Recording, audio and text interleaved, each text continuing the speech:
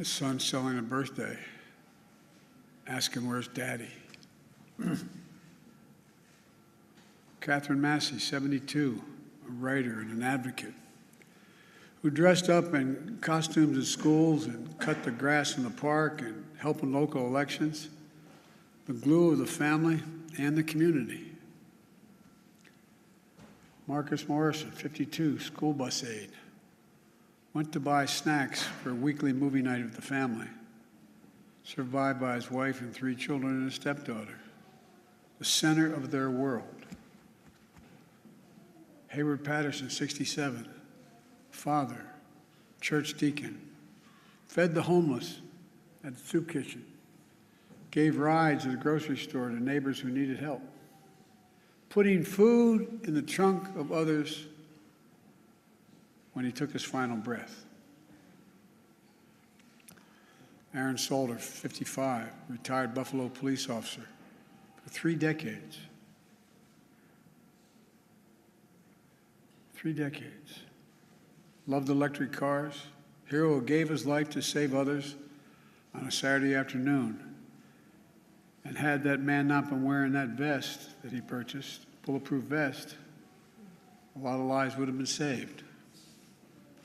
A beloved father and husband. Geraldine Talley, 62, expert banker and known for her warm, gentle personality, a friend to everybody, devoted mother and grandmother. Ruth Whitfield, 88, beloved wife, mother, grandmother, great-grandmother, sang in the church choir, a caretaker of her husband, bringing him clean clothes, cutting his hair, holding his hand every day she visited him in the nursing home. Heart as big as her head.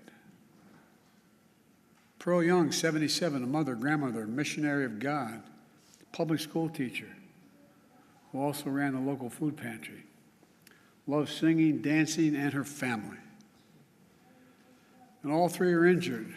Zaire Goodman, 20, shot in the neck, but fighting through it. Jennifer Warrington, 50, Christopher Braden, 55, both treated with injuries on a long road to recovery. Individual lives of love, service, and community that speaks to the bigger story of who we are as Americans. A great nation, because we're good people. Jill and I bring you this message from deep in our nation's soul. In America, evil will not win, I promise you. Hate will not prevail, and white supremacy will not have the last word. For the evil did come to Buffalo. It's come to all too many places. Manifesting gunmen who massacred innocent people in the name of hateful and perverse ideology, rooted in fear and racism. It's taken so much. 10 lives cut short in a grocery store.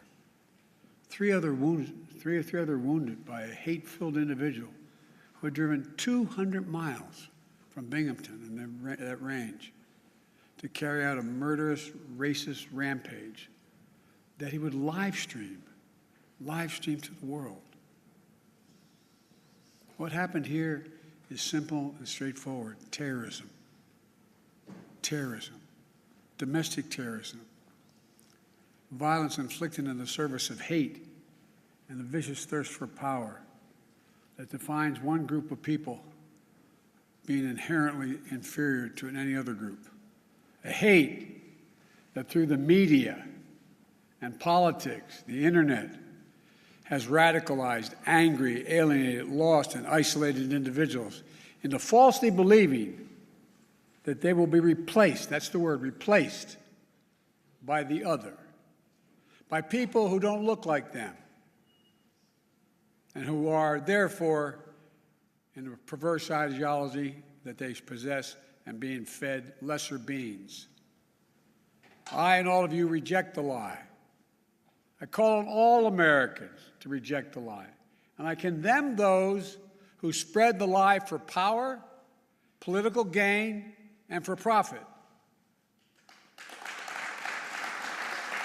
That's what it is. We've now seen too many times the deadly and destructive violence this ideology unleashes.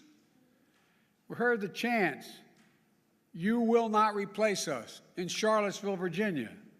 I wasn't going to run, as the senator knows, again for president.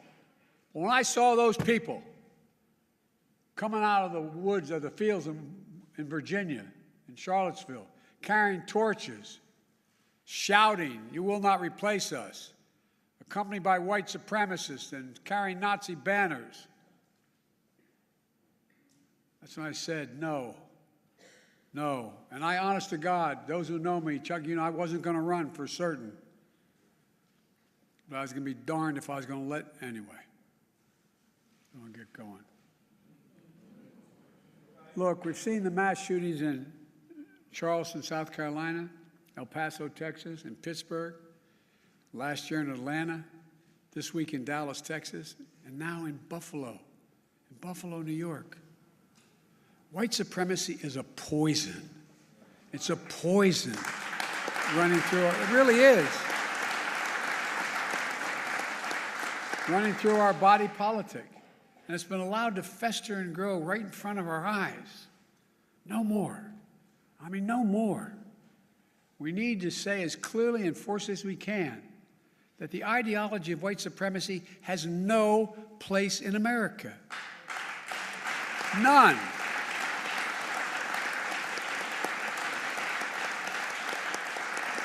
And look, failure for us to not say that, failure in saying that, is going to be complicity. Silence is complicity. It's complicity. We cannot remain silent. Our nation's strength has always come from the idea. It's going to sound corny, but think about it. What's the idea of our nation? That we're all children of God. All life, liberty, our universal goods, gifts of God. We didn't get it from a government. We got it because we exist. We're called upon to defend them. The venom of the haters and their weapons of war, the violence and the words and deeds that stalk our streets, our stores, our schools. This venom, this violence cannot be the story of our time. We cannot allow that to happen. Look, I'm not naive. I know tragedy will come again. It cannot be forever overcome. It cannot be fully understood either. But there are certain things we can do. We can keep assault weapons off our streets. We've done it before. I did it when we passed the crime bill last time, and violence went down, shootings went down. You can't prevent people from being radicalized to violence, but we can address the relentless exploitation of the internet to recruit and mobilize terrorism. We just need to have the courage to do that, to stand up.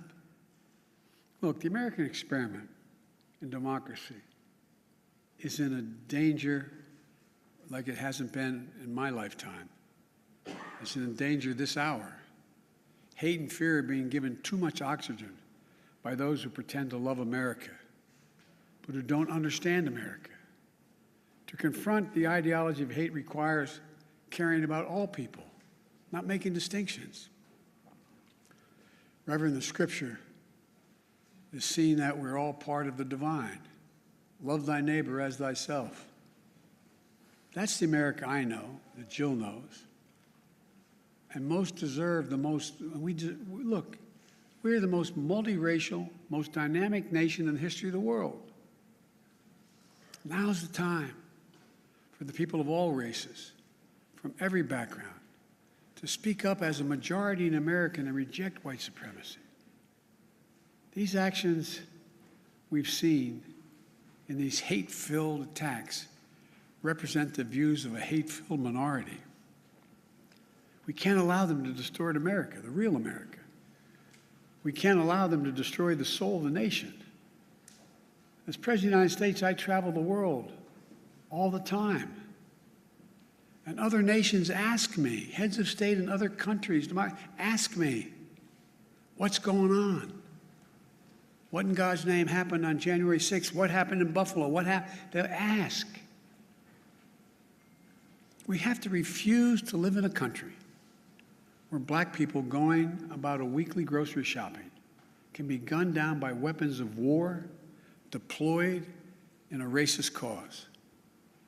We have to refuse to live in a country where fear and lies are packaged for power and for profit. We must all enlist in this great cause of America. This is work that requires all of us, presidents, politicians, commentators, citizens. None of us can stay in the sidelines. We have to resolve that here in Buffalo, that from the tragedy, this tragedy will come hope and light and life. It has to. And that on our watch, the sacred cause of America will never bow, never break, never bend. And the American we love, the one we love, will endure.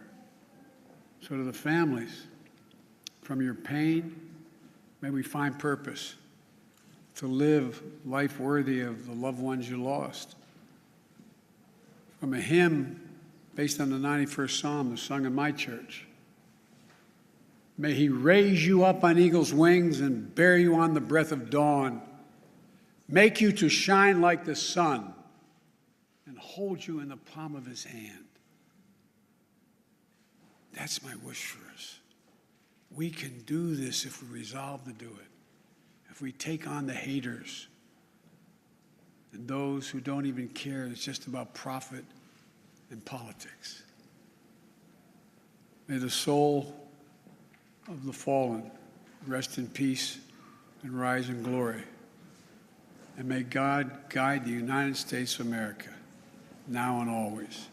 To the families, as my grandpop used to say when I walked out of his home in Scranton, he'd say, "Joey, spread the faith." And my grandma would yell, "No, Joey." He'd say, "Keep the faith." And my grandma would say, "No, Joey, spread the faith." We're thinking of you. Hold on to each other tightly. Stick together. You'll get through this. And we'll make Buffalo and the United States a better place to live than it is today.